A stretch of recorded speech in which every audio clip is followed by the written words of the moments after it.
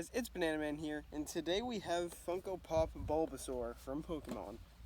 Now, this is the only one in this series, because, well, not really. There's a few others, but this is the Leaf Element, or Life. This isn't Skylanders, okay? This is Pokemon. Let's open it. Now, I actually ordered this on Amazon, and I pre-ordered it, and I got it in March.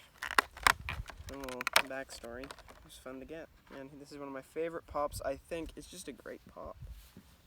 Alright, so here is Bulbasaur. He is actually really great. He's got some great detail, and it's great that Funko is now doing Pokemon. I tried to get Pikachu, as you guys know, from the Old Orchard videos, but at least I got 10-inch Pikachu. I'm hoping to get Charmander and Squirtle.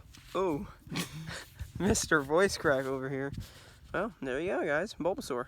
Thank you guys so much for watching this video. Please like, comment, subscribe, follow me on Instagram, turn on the notification bell, and I'll see you guys next time. Bye.